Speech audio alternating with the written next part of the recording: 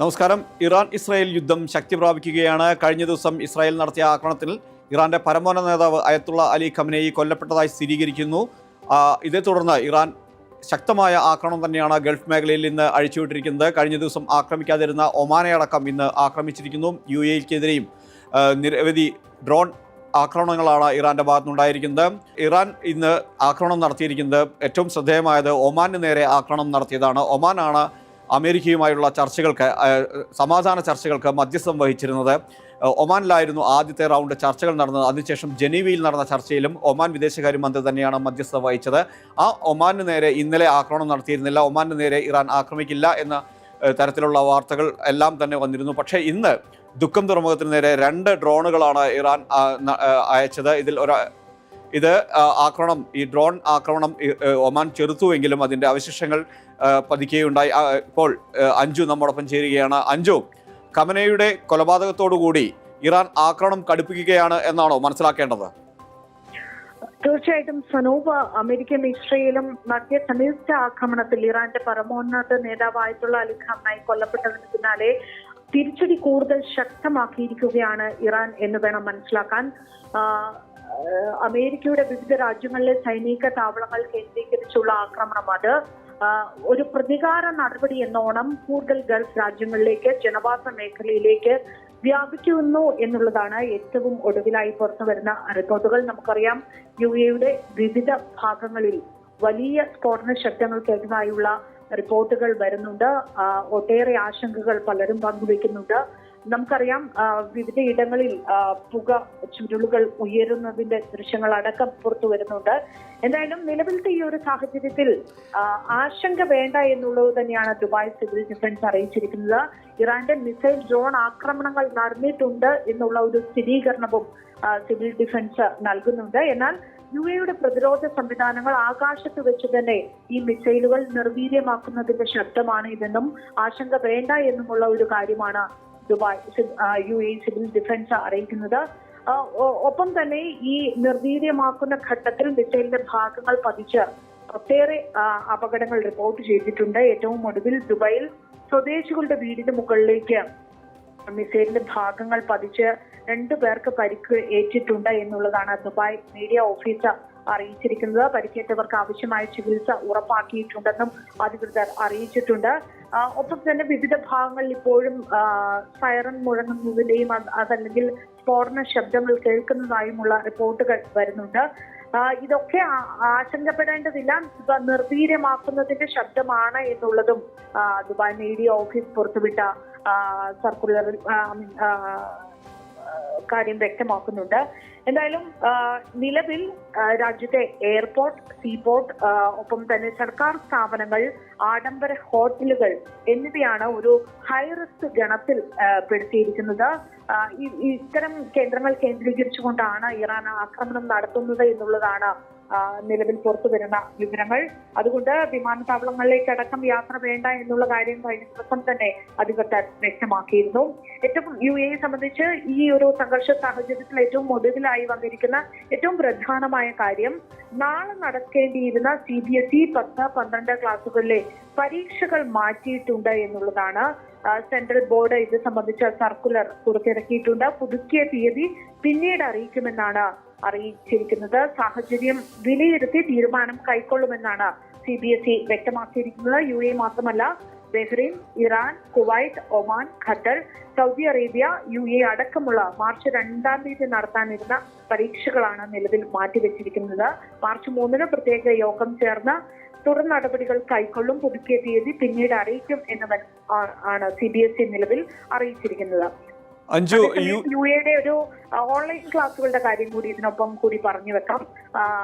നാളെ മുതൽ മാർച്ച് 3 വരെ UAE-യിൽ ഓൺലൈൻ ക്ലാസുകൾ നടത്തുമെന്നാണ് വിദ്യാഭ്യാസ മന്ത്രാലയം അറിയിച്ചിരിക്കുന്നത്. ഇത് സംബന്ധിച്ച് സർക്കുലർ പേരൻസിനും സ്കൂളുകളും അറിയിച്ചിട്ടുണ്ട് നിലവിൽ.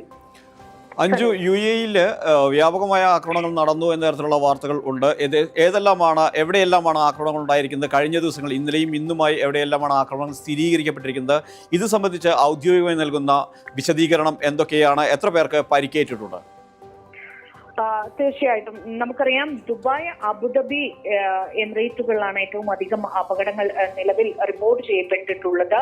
അതും എയർപോർട്ട് കേന്ദ്രീകരിച്ചുകൊണ്ടുള്ള ഒരു ആക്രമണമാണ് ഇറാൻ നടത്തിയിരിക്കുന്നത് എന്നുള്ളതാണ് റിപ്പോർട്ടുകൾ വന്നിരിക്കുന്നത്. ഇന്നലെ അർദ്ധരാത്രിയോടെ നടന്ന അബുദാബി സായിദ് വിമാനത്താവളത്തിൽ നടന്ന ആക്രമണത്തിൽ ഒരാൾ മരിക്കുകയും ഏതാണ്ട് 11 പേർക്ക് പരിക്കേറ്റിട്ടുണ്ടും എന്നാണ് അബുദാബി എയർപോർട്ട്സ് അറിയിച്ചിരിക്കുന്നത്. ഒരു ഏഷ്യൻ വംശജനാണ് അപകടത്തിൽ വിമാനത്താവളത്തിൽ മരണമടഞ്ഞത് എന്നുള്ള റിപ്പോർട്ടാണ് പുറത്തു വന്നിരിക്കുന്നത്. എന്തായാലും അപകടത്തെ തുടർന്ന് വിമാനത്താവളത്തിൽ അടിയന്തര സുരക്ഷാ സേനയെ വിന്യസിക്കുകയും രക്ഷാപ്രവർത്തനങ്ങൾ ഏകോപിപ്പിക്കുകയും ചെയ്തിരുന്നു. പരിക്കേറ്റവർക്ക് ആവശ്യമായ വൈദ്യസഹായം ഉടനടി ലഭ്യമാക്കിയിട്ടുണ്ട്. എന്തായാലും മേഖലയിൽ നിലനിൽക്കുന്ന സംഘർഷാവസ്ഥയെ തുടർന്നുള്ള ഒരു അപകടം തന്നെയാണ് ഇതെന്നുള്ള ഒരു സ്ഥിരീകരണമൊക്കെ വന്നിട്ടുണ്ട്. ദുബായ് എയർപോർട്ടിലും ഇതേപോലെ അപകടം റിപ്പോർട്ട് ചെയ്തിരുന്നു, ആക്രമണം റിപ്പോർട്ട് ചെയ്തിരുന്നു. 2 പേരുടെ പരിക്കാണ് റിപ്പോർട്ട് ചെയ്തത് ദുബായ് വിമാനത്താവളത്തിൽ. എന്തായാലും രാജ്യം ലക്ഷ്യമാക്കിക്കൊണ്ട് ഇന്നലെ ഏതാണ്ട് 137 മിസൈലുകളും 209 ഡ്രോണുകളും രാജ്യത്ത് വന്നിട്ടുണ്ട് എന്നുള്ള ഒരു സ്ഥിരീകരണമാണ് പ്രതിരോധ മന്ത്രാലയം നൽകിയിരിക്കുന്നത്. അതിൽ 195 ഡ്രോണുകളും നിർവീര്യമാക്കിയിട്ടുണ്ട്, 132 മിസൈലുകളും നിർവീര്യമാക്കി എന്നും അധികൃതർ വ്യക്തമാക്കുന്നുണ്ട്. ശേഷിച്ചവ കടലിലും രാജ്യത്തിന്റെ വിവിധ ഭാഗങ്ങളായിട്ടും പതിച്ചിട്ടുണ്ട്. ഇവയുടെ അവശിഷ്ടങ്ങൾ ജനവാസ മേഖലയിൽ ചിതറി വീഴുകയും ചെയ്തിട്ടുണ്ട്. ആ ചിതറി വീണ ഭാഗങ്ങൾ മൂലമാണ് വിവിധ അപകടങ്ങൾ റിപ്പോർട്ട് ചെയ്തിട്ടുള്ളത്, പരിക്കുകൾ റിപ്പോർട്ട് ചെയ്തിട്ടുള്ളത്. എന്തായാലും ഇത്തരം ഘട്ടങ്ങളിൽ പരമാവധി ആളുകൾ വീടുകളിൽ തന്നെ തുടരണം എന്നുള്ള കർശന നിർദ്ദേശമാണ് നൽകുന്നത്. അനാവശ്യ യാത്രകൾ ഒഴിവാക്കിക്കൊണ്ട് വീടുകളിൽ തന്നെ തുടരുക എന്നുള്ള ഒരു നിർദ്ദേശമാണ് അധികൃതർ നൽകിയിരിക്കുന്നത്. സനൂപ്, അഞ്ജു, ഒമാനെതിരെ കഴിഞ്ഞ ദിവസം ഇറാൻ ആക്രമണം നടത്തിയിരുന്നില്ല, എന്നാൽ ഇന്ന് ഒമാനെതിരെയും ഇറാൻ ആക്രമണം നടത്തിയിരിക്കുന്നു. ദുഃഖം തുറമുഖത്തിന് നേരെയാണ് ആക്രമണം ഉണ്ടായിരിക്കുന്നത്. ഈ ആക്രമണത്തിന്റെ വിശദാംശങ്ങളൊന്ന് പങ്കുവയ്ക്കാമോ? തീർച്ചയായിട്ടും നമുക്കറിയാം, ഒമാനെ മാറ്റി നിർത്തിക്കൊണ്ട് മറ്റ് ഗൾഫ് രാജ്യങ്ങൾ ആക്രമിക്കുന്ന ഒരു ഇതായിരുന്നു നമ്മൾ ആദ്യ ദിവസം കണ്ടതെങ്കിൽ പിന്നീട് എല്ലാ ഗൾഫ് രാജ്യങ്ങളിലും ഒരുപോലെ ആക്രമണം നടത്തുന്നു എന്നുള്ളതാണ് നിലവിൽ പുറത്തു വരുന്നത്. നമുക്കറിയാം, ഒമാനാണ് ഇറാൻ അമേരിക്ക മധ്യസ്ഥ ചർച്ചകൾക്കൊക്കെ നേതൃത്വം നൽകിയത്. അതുകൊണ്ട് തന്നെയായിരുന്നു ആദ്യഘട്ടത്തിൽ ഒരു ഒഴിവാക്കൽ ഒമാനെ എന്നായിരുന്നു വിലയിരുത്തൽ. പക്ഷേ ഇപ്പോൾ അതൊക്കെ മാറ്റിമറിച്ചുകൊണ്ട് പരമോന്നത നേതാവിന്റെ മരണത്തിന് പിന്നാലെ വലിയ രീതിയിലുള്ള ആക്രമണം, സഹോദര രാജ്യങ്ങൾ എന്നുള്ള പരിഗണനയൊക്കെ മാറ്റി നിർത്തിക്കൊണ്ട് പൂർണ്ണമായ ഒരു പ്രതികാരം എന്ന രീതിയിലേക്ക് വലിയ രീതിയിലുള്ള ആക്രമണമാണ് നിലവിൽ ഇറാൻ നടത്തുന്നത്. മധ്യസ്ഥ രാജ്യ ഒമാനിൽ ഏറ്റവും ഒടുവിൽ ദുഃഖം തുറമുഖത്തും 2 ഡ്രോണുകൾ പതിച്ചിട്ടുണ്ട് എന്നാണ് പുറത്തു വരുന്ന റിപ്പോർട്ടുകൾ. ജോലിക്കാരുടെ താമസ സ്ഥലത്ത് വീണ ഒരു പ്രവാസിക്ക് പരിക്കേറ്റിട്ടുണ്ട് എന്ന് ഒടുവിൽ വരുന്ന റിപ്പോർട്ടുകൾ വ്യക്തമാക്കുന്നു. മൊബൈൽ താമസ കേന്ദ്രങ്ങളിലും ഒരു ഇന്ധന ടാങ്കിന് സമീപവും ഡ്രോണുകൾ പതിച്ചു ഒമാനിൽ എന്നുള്ളതാണ് റിപ്പോർട്ടുകൾ പുറത്തു വരുന്നത്. ഒമാനിലുണ്ടായ ഈ ആക്രമണത്തിൽ ആർക്കെങ്കിലും പരിക്ക് പറ്റിയിട്ടുണ്ടോ? എന്താണ് ഇത് സംബന്ധിച്ചുള്ള ഏതെങ്കിലും എന്തെങ്കിലും തരത്തിലുള്ള കാഷ്വാലിറ്റി റിപ്പോർട്ട് ചെയ്യപ്പെട്ടിട്ടുണ്ടോ? എന്താണ് വിശദാംശങ്ങൾ? പരിക്ക് സംബന്ധിച്ച് കൂടുതൽ വിവരങ്ങൾ പുറത്തു വന്നിട്ടില്ല. എന്തായാലും ഒമാന് നേരെയും നിലവിൽ ആക്രമണം ഉണ്ടായിട്ടുണ്ട് എന്നുള്ളതാണ് ഏറ്റവും ഒടുവിൽ പുറത്തു വന്നിരിക്കുന്നത്. എന്തായാലും നമുക്കറിയാം, ഖത്തർ, ബഹ്റൈൻ അടക്കം കുവൈറ്റ്, ഈ മേഖലയിലൊക്കെ വലിയ രീതിയിലുള്ള ഒരു ആക്രമണമാണ് ഇപ്പോൾ നടക്കുന്നത്. വലിയ രീതിയിലുള്ള സ്ഫോടന ശബ്ദങ്ങൾ കേൾക്കുന്നതായും പുകച്ചുരുളുകൾ ഉയരുന്നതായും അടക്കമുള്ള കാര്യങ്ങൾ പുറത്തു വരുന്നുണ്ട്. എന്തായാലും സ്ഥിതിഗതികൾ നിരീക്ഷിച്ചു വരികയാണ് എന്നുള്ളതാണ് GCC രാജ്യങ്ങൾ നിലവിൽ വ്യക്തമാക്കുന്നത്. ഏതെങ്കിലും തരത്തിലുള്ള സമാധാനത്തിനുള്ള ഏതെങ്കിലും തരത്തിലുള്ള നീക്കങ്ങൾ നടക്കുന്നുണ്ടോ? നമുക്കറിയാം, UAE പ്രസിഡന്റ് തുർക്കിയുടെ പ്രസിഡന്റുമായി എല്ലാം തന്നെ ടെലിഫോണിൽ സംഭാഷണം നടത്തിയിട്ടുണ്ട്, സ്ഥിതിഗതികൾ വിലയിരുത്തിയിട്ടുണ്ട്. ഏതെങ്കിലും തരത്തിലുള്ള സമ്മർദ്ദമോ അല്ലെങ്കിൽ യുദ്ധം അവസാനിപ്പിക്കാനുള്ള ഏതെങ്കിലും തരത്തിലുള്ള നീക്കം ഈ രാജ്യങ്ങളിൽ ഭാഗത്തു നിന്നോ അല്ലെങ്കിൽ രാജ്യ നേതാക്കളുടെ ഭാഗത്തു നിന്നോ ഉണ്ടാവുന്നുണ്ടോ? എന്തെങ്കിലും അത്തരത്തിലുള്ള വിശദാംശങ്ങൾ വരുന്നുണ്ടോ? തീർച്ചയായും സമാധാനമാണ് നിലവിൽ വേണ്ടത് എന്നുള്ളതാണ് ലോകരാഷ്ട്രങ്ങൾ മുന്നോട്ട് വെക്കുന്നത്. യുദ്ധം ഒന്നിന്റെയും അവസാനമല്ല. ജയപരാജയങ്ങൾക്കപ്പുറത്തേക്ക് ഓരോ രാജ്യത്തിന്റെയും പരമാധികാരം സംരക്ഷിക്കപ്പെടുകയും അവിടുത്തെ ജനങ്ങളുടെ സുരക്ഷ ഉറപ്പാക്കുകയും ചെയ്യുക എന്നുള്ളതിനാണ് പ്രാധാന്യം നൽകേണ്ടതെന്ന് ലോക നേതാക്കൾ ആവർത്തിക്കുന്നുണ്ട്. നിലവിൽ എന്തായാലും ഇത് സംബന്ധിച്ച് പല രീതിയിലുള്ള ചർച്ചകൾ ഗൾഫ് രാജ്യങ്ങൾ തമ്മിൽ നടത്തുന്നുണ്ട്. UAE പ്രസിഡന്റ് അടക്കമുള്ള നേതാക്കൾ വിവിധ രാജ്യങ്ങളിലെ നേതാക്കളുമായി ടെലിഫോണിൽ ചർച്ചകൾ നടത്തുന്നുണ്ട്. സമാധാനത്തിനാണ് പ്രാധാന്യം നൽകുന്നത്. ജനസുരക്ഷയ്ക്കാണ്, ഓരോ രാജ്യത്തെയും ജനങ്ങളുടെ സുരക്ഷയ്ക്കാണ് പ്രാധാന്യം നൽകേണ്ടതെന്ന് ആവർത്തിക്കുകയാണ് UAE അടക്കമുള്ള രാജ്യങ്ങൾ. എന്തായാലും പ്രതിരോധ സംവിധാനങ്ങൾ ശക്തമാക്കിക്കൊണ്ട് ഒരു വശത്ത് നടക്കുമ്പോൾ മറുവശത്ത് സമാധാനത്തിലേക്ക് ഇതിനൊരു അവസാനം കാണാൻ വേണ്ട ചർച്ചകളും നടക്കുന്നുണ്ട് എന്നുള്ളതാണ്. നമുക്കറിയാം നിലവിൽ UAE സാഹചര്യം അടക്കം എല്ലാവർക്കും വലിയൊരു ആശങ്കയുണ്ട്. അതിനർത്ഥം ഇവിടുത്തെ കാര്യങ്ങൾ കൈവിട്ടു പോയി എന്നല്ല, മറിച്ച് നമ്മളൊക്കെ സുരക്ഷിതരാണ്. ഈ രാജ്യം അതിനു വേണ്ട പ്രതിരോധ സംവിധാനങ്ങൾ ശക്തമാക്കി ജനങ്ങളുടെ സുരക്ഷ ഉറപ്പാക്കാൻ വേണ്ട വലിയ ക്രമീകരണങ്ങൾ നടത്തുന്നുണ്ട്. ഈ നാട് നമുക്കൊപ്പം തന്നെ ഉണ്ട് എന്നുള്ള കാര്യം വ്യക്തമാണ്. ഭരണകൂടം അതിനു വേണ്ടുന്ന ക്രമീകരണങ്ങളൊക്കെ നടത്തുകയാണ്. മന്ത്രാലയങ്ങളും പ്രതിരോധ സേനയും എല്ലാം ഉറക്കളച്ച് സ്ഥിതിഗതികൾ വിലയിരുത്തി പ്രതിരോധ സംവിധാനങ്ങൾ ശക്തമാക്കിക്കൊണ്ട് തന്നെ നിലയുറപ്പിച്ചിട്ടുണ്ട്. ഒപ്പം തന്നെ ഈ ഒരു ഘട്ടത്തിൽ പറയേണ്ടുന്ന ഒരു കാര്യം, ഔദ്യോഗിക സോഴ്സുകൾ ഇത് സംബന്ധിച്ച് കൃത്യമായ വിവരങ്ങൾ നമുക്കൊക്കെ നൽകുന്നുമുണ്ട്. നമ്മളും ആ ഔദ്യോഗിക വിവരങ്ങൾ തന്നെയാണ് കൃത്യമായി പ്രേക്ഷകരിലേക്ക് എത്തിക്കുന്നതും. ഔദ്യോഗിക അറിയിപ്പുകൾ അല്ലാതെ സ്ഥിരീകരിക്കാത്ത യാതൊരു വാർത്തകളും കിംവദന്തികളും അഭ്യൂഹങ്ങളും ഒന്നും പ്രചരിപ്പിക്കരുത് എന്നുള്ള ഒരു വലിയ നിർദ്ദേശം കൂടി ഇവിടുന്ന് നൽകുന്നുണ്ട്. നമ്മളെ സംബന്ധിച്ച് അനാവശ്യ യാത്രകൾ ഒഴിവാക്കി വീടുകളിൽ തന്നെ തുടരുക എന്നുള്ളതാണ് ഈ ഘട്ടത്തിൽ നമ്മൾ നടത്തേണ്ട പ്രധാനമായ കാര്യം. ആവശ്യത്തിന് ഭക്ഷണ സാധനങ്ങൾ വീടുകളിൽ ഉറപ്പാക്കി ഓരോരുത്തരും അവരവരുടെ വീടുകളിൽ തന്നെ തുടരുക. എങ്കിൽ കൂടി ഭക്ഷണ സാധനങ്ങൾ അനാവശ്യമായി വാങ്ങി കൂട്ടരുത് എന്നുള്ള ഒരു കാര്യം കൂടി UAE എക്കണോമി കഴിഞ്ഞ ദിവസം അറിയിച്ചിട്ടുണ്ട്. എന്തായാലും ഈ ഒരു ഘട്ടത്തിൽ നമുക്കറിയാം ഗൾഫ് രാജ്യങ്ങളിൽ ഏതാണ്ട് ഏറ്റവും കൂടുതൽ പ്രവാസി മലയാളികൾ ഉള്ളത് ഗൾഫ് രാജ്യങ്ങളിലാണ്. നാട്ടിലുള്ള നമ്മുടെ കുടുംബാംഗങ്ങളൊക്കെ മാധ്യമ വാർത്തകൾ കണ്ട് വളരെയധികം ആശങ്കയിലാണ് എന്നറിയാം. ഈ ഘട്ടത്തിൽ അവരെ കൃത്യമായ വിവരങ്ങൾ ധരിപ്പിച്ച് നിലവിലത്തെ സാഹചര്യത്തിൽ നമ്മൾ സുരക്ഷിതരാണ് എന്നുള്ള കാര്യം ബോധ്യപ്പെടുത്തുക, ആശങ്കപ്പെടേണ്ടതില്ല എന്നുള്ള കാര്യം ഓർമ്മപ്പെടുത്തുക. ഈ രാജ്യം നമുക്ക് സുരക്ഷ ഉറപ്പു തരുന്നുണ്ട്. സനു, എന്തെല്ലാം മാർഗനിർദ്ദേശങ്ങളാണ് ഇന്ത്യൻ സർക്കാരിന്റെ ഭാഗത്തുനിന്നുണ്ടായിരിക്കുന്നത്, അതുപോലെ തന്നെ സംസ്ഥാന സർക്കാരിന്റെ ഭാഗത്തുനിന്നും എന്തെല്ലാം നടപടിക്രമങ്ങളാണ് ഇവിടെയുള്ള മിഡിൽ ഈസ്റ്റിലുള്ള ഇന്ത്യക്കാരെ സംബന്ധിച്ചിടത്തോളം ഇന്ന് സ്വീകരിച്ചിരിക്കുന്നത്?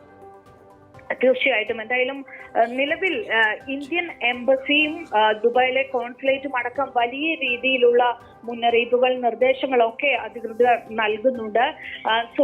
എല്ലാവരും കൃത്യമായ മാർഗനിർദ്ദേശങ്ങൾ പാലിക്കണം എന്നുള്ളതാണ്. ഓരോ ഭരണകൂടവും അപ്പോൾ നൽകുന്ന നിർദ്ദേശങ്ങൾ കൃത്യമായി പാലിക്കണം എന്നുള്ള കാര്യമാണ് എംബസി അടക്കമുള്ളവർ മുന്നോട്ട് വെക്കുന്നത്. എന്തായാലും ഈ ഒരു ഘട്ടത്തിൽ പ്രധാനമന്ത്രി നരേന്ദ്രമോദിക്ക് കേരള മുഖ്യമന്ത്രി പിണറായി വിജയൻ കത്തയച്ചിട്ടുണ്ട്.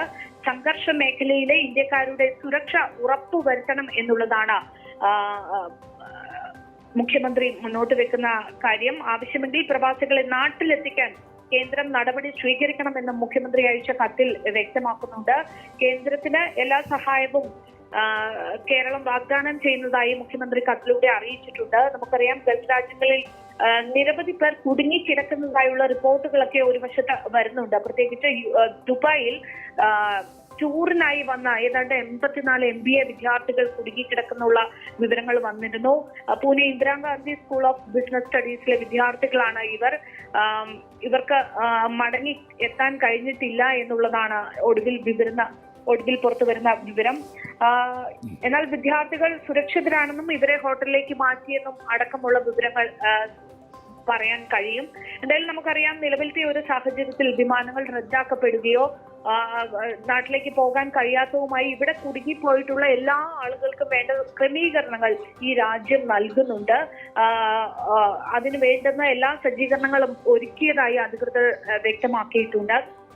നമുക്കറിയാം നിരവധി ആളുകൾ ഇത്തരത്തിൽ അവർക്ക് ലഭിച്ച സൗകര്യങ്ങൾ സംബന്ധിച്ച്, അല്ലെങ്കിൽ എമിറേറ്റ്സ് അടക്കമുള്ള വിമാന കമ്പനികൾ അവർക്ക് കൃത്യമായ ക്രമീകരണങ്ങൾ ഒരുക്കിയിട്ടുണ്ട്, ഹോട്ടൽ സംവിധാനങ്ങൾ ഒരുക്കിയിട്ടുണ്ട് എന്നുള്ള കാര്യങ്ങളൊക്കെ നമുക്ക് പങ്കുവച്ചിട്ടുണ്ട്.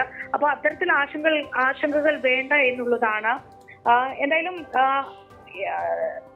ഇവിടെ വിദേശ രാജ്യങ്ങളിൽ കുടുങ്ങിപ്പോയവർക്കായി സജ്ജീകരിച്ച നോർക്ക ഹെൽപ്പ് ഡെസ്കിലേക്ക് നിരവധി കോളുകൾ ഇതിനോടകം ലഭിച്ചിട്ടുണ്ട് എന്നാണ് നോർക്ക അറിയിച്ചിരിക്കുന്നത്. ഇന്ന് ഉച്ചവരെ ഏതാണ്ട് 381 കോളുകൾ നോർക്കയ്ക്ക് ലഭിച്ചിട്ടുണ്ട് എന്നാണ് അധികൃതർ വ്യക്തമാക്കുന്നത്. വിദേശത്തു നിന്നും ഏതാണ്ട് 137 പേരും രാജ്യത്തിനുള്ളിൽ നിന്ന് 244 പേരും ഹെൽപ്പ് ഡെസ്കുമായി ബന്ധപ്പെട്ടിട്ടുണ്ട്. വിദേശത്തു നിന്ന് വിളിച്ച മലയാളികൾ സുരക്ഷിതരാണെന്നും നോർക്ക വ്യക്തമാക്കുകയാണ്. എന്തായാലും വിമാന സർവീസുകളുടെ നിലവിലത്തെ സ്ഥിതി, റദ്ദാക്കലുകൾ, യാത്രാ നിർദ്ദേശങ്ങൾ, സുരക്ഷാ നിർദ്ദേശങ്ങൾ എന്നിവ സംബന്ധിച്ചുകൊണ്ടാണ് കൂടുതൽ കോളുകളും എത്തിയിട്ടുള്ളതെന്നാണ് അധികൃതർ വ്യക്തമാക്കുന്നത്. എന്തായാലും നിലവിൽ കേന്ദ്ര സർക്കാരും വിദേശകാര്യ മന്ത്രാലയവും അതാത് രാജ്യങ്ങളിലെ ഇന്ത്യ മിഷനുകളും എല്ലാം ചേർന്ന് ഇന്ത്യക്കാരുടെ സുരക്ഷ ഉറപ്പാക്കാൻ വേണ്ട ക്രമീകരണങ്ങളാണ് രാജ്യത്ത് നടപ്പിലാക്കുന്നത്. നമുക്കറിയാം, നിലവിലത്തെ ഒരു സാഹചര്യത്തിൽ വിമാന സർവീസുകളാണ് ഏറ്റവും വെല്ലുവിളിയായി നിലനിൽക്കുന്ന ഒരു കാര്യം. പശ്ചിമേഷ്യയിലെ ഈ ഒരു സംഘർഷ സാഹചര്യത്തിൽ ഗൾഫ് രാജ്യങ്ങളിൽ നിന്നുള്ള വിമാന സർവീസുകളുടെ റദ്ദാക്കൽ അത് തുടർന്നുകൊണ്ടിരിക്കുകയാണ്. ഇന്ത്യയിൽ നിന്ന് മാത്രം ഏതാണ്ട് 444 വിമാനങ്ങൾ ഇന്ന് റദ്ദാക്കിയിട്ടുണ്ട്. ഇന്നലെ 410ഓളം വിമാനങ്ങൾ റദ്ദാക്കിയിരുന്നു. UAE ദുബായ്, ഷാർജ, അബുദാബി വിമാനത്താവളങ്ങളിൽ ഇനി ഒരു അറിയിപ്പ് ഉണ്ടാകുന്നത് വരെ സർവീസ് ഉണ്ടാകില്ലെന്നാണ് അറിയിച്ചിട്ടുള്ളത്. അബുദാബിയിലേക്ക് വിമാന സർവീസ് ഉണ്ടാകില്ലെന്ന് ഇത്തിഹാദ് എയർവേസ് അറിയിച്ചിട്ടുണ്ട്. എമിറേറ്റ്സും ഫ്ലൈ ദുബായ് അടക്കം ഇന്ന് ഉച്ചയ്ക്ക് 3 വരെ വിമാന സർവീസുകൾ റദ്ദാക്കിയിട്ടുണ്ടെന്നുള്ള അറിയിപ്പാണ് നൽകിയിരിക്കുന്നത്. ഇത്തിഹാദ് അറിയിച്ചിരിക്കുന്നത് ഇന്ന് രാത്രി 2 വരെ വിമാന സർവീസുകൾ ഉണ്ടാകില്ലെന്നാണ് നിലവിൽ അറിയിച്ചിരിക്കുന്നത്. എന്തായാലും ആശങ്കകൾ വേണ്ട. കുടുങ്ങിപ്പോയവർക്കായി എല്ലാ ക്രമീകരണവും ഈ രാജ്യം ഉറപ്പു നൽകുന്നുണ്ട്. അഞ്ജു, ഒരു കാര്യം കൂടെ നൽകുമെന്നാണ് അധികൃതർ അറിയിച്ചത്. അഞ്ജു, ഇറാനിലെ സ്ഥിതി എന്താണ്? ഖമനേയി കൊല്ലപ്പെട്ട ശേഷം ഇറാനിലെ സ്ഥിതി വിശേഷം എങ്ങനെയാണ്? എന്തെല്ലാം തരത്തിലുള്ള നടപടിക്രമങ്ങളാണ്? പുതിയ റീപ്ലേസ്മെന്റ് ഉണ്ടായിട്ടുണ്ടോ? എന്താണ് അവിടെ നിന്നുള്ള വാർത്തകൾ?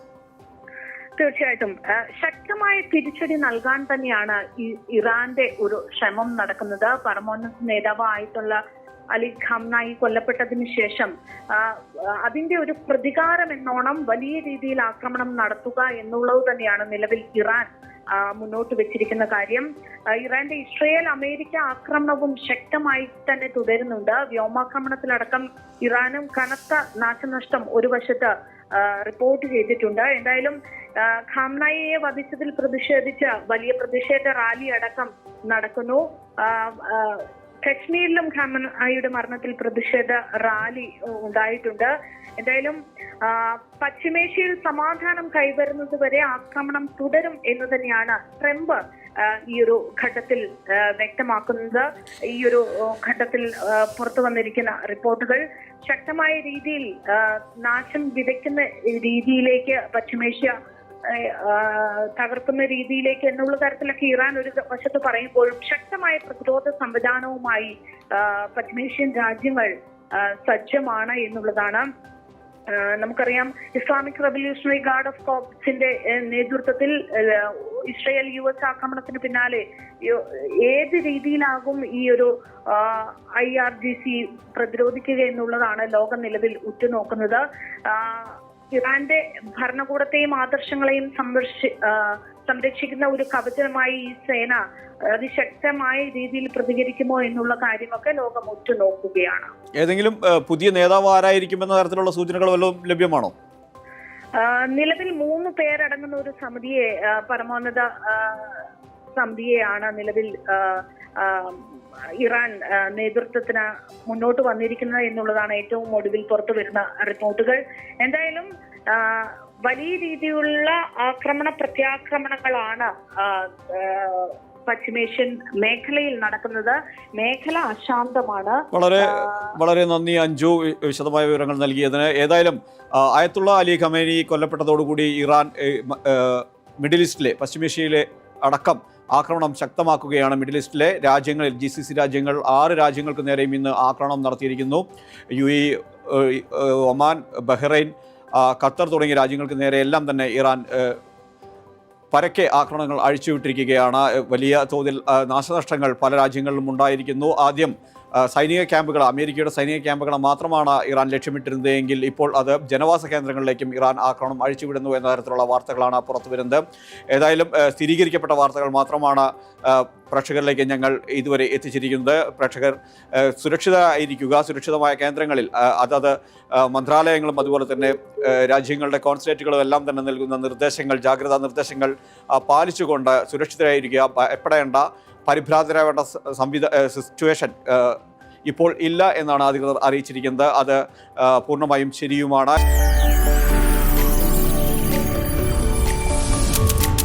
NTV UAE to the world.